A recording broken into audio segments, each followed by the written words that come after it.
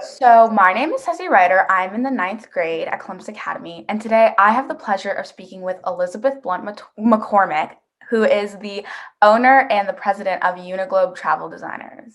So, I'm so glad that you're here. Will you tell me about your business? Sure. So I own a travel management company.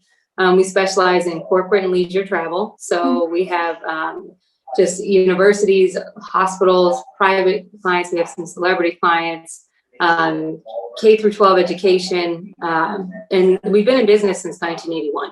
So I have two locations. One is right outside of Atlanta, Georgia, and the other one is in German Village. Oh, okay. How did you get into this business? So my mom, she bought this business in the 90s. We had originally used this company for spring and summer travel, for like spring break and summer break. And the original owner said to my mom, why don't you become my partner?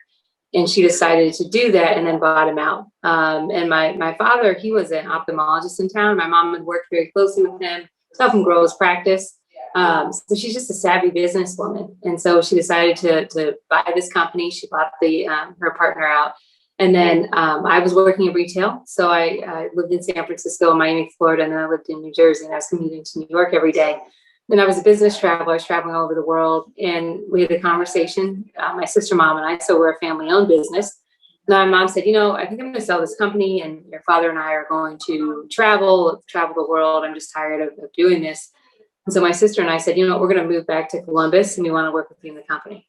And so I moved back to Columbus in 2006. And so the three of us still own the business together. My sister, she left to get her MBA from Georgetown, and from Georgia Tech, and then she came back and she got her MBA from her master's from Georgetown in diversity and inclusion. So we still own the business together, but Jacqueline lives here in the DC area. Oh, okay.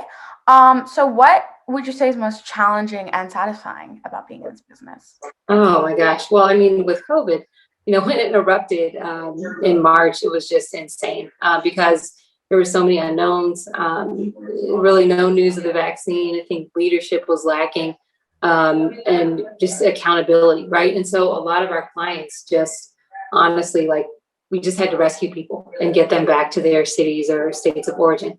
And so the thing is that because of that, and there's so much unknown, there was no vaccine news for so many months. I mean, travel has come to a halt in certain circumstances. Now we do have, and they still travel during this time, which is good. But it was just like really treading water and making it to the other side is what we've been focused on.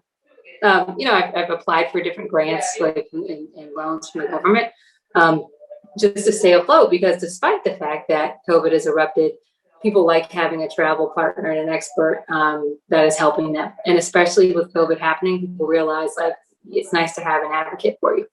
So it's just, I think that the times have been a little bit difficult, but also just being able to pivot, right? And seeing the opportunity and continuing to pursue opportunities and clients, because travel, I mean, I always say that's the only thing you can spend money on that makes you richer. Having those experiences, seeing the world, immersing yourself in a culture and surviving and discovering things. And even if it's in London and riding on the tube and navigating through the city, it's those kind of things that really impact people and make a difference. And travel will come back. I kind of slowly see that it's happening. But we just have to, hey, be positive and still we're still standing.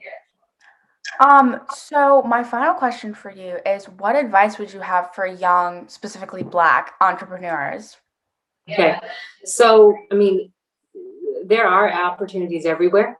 And I would suggest that, reach out to people that maybe don't look like you, that could give you a hand and help you. And the other thing is you're going to have to work your butt off, seriously. And, you have to be better. It's like being mediocre just doesn't work. And so it's just understanding that you have to work hard, but it will pay off.